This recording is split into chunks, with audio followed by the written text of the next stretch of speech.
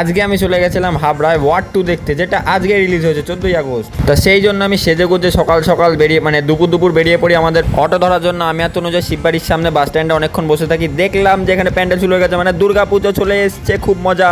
তারপর নাচতে না নাচতে আমাদের অটো চলে আসে এবং অটো করে আমরা হাবড়ার SBF মলের সামনে একদম ল্যান্ড করি। তারপর আমরা মলের ভেতরে সোজা ঢুকে যাই, কারণ সময় হয়ে গেছিলো, তাই সিনেমা দেখার ওখানে ভিড় হয়ে গেছিলো খুব। আজকে যা ভিড় ছিল পুরো হাউসফুল হয়ে গেছিলো একদম, মানে এত ভিড়, যা গরমটাও লাগছিল। তারপর এখানে একটু নিজের ফটো তুলে দেখে ধূমকেতু চলছে, বাট ধূমকেতু আমরা দেখিনি। বাট ভেতরে ঢুকে দেখি দেবদা, এখানে দেবদাকে দেখে একটু নেচে নেই।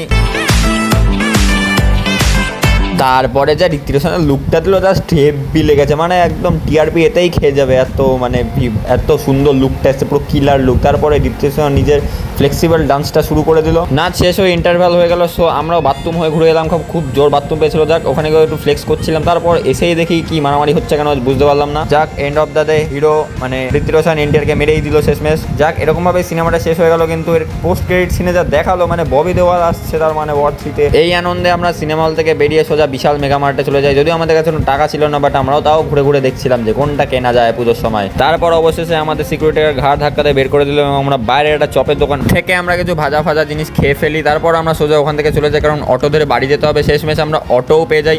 তারপর আজকের ভিডিওটা এখানে শেষ। ভালো লাগে লাইক শেয়ার সাবস্ক্রাইব করবে। টাটা।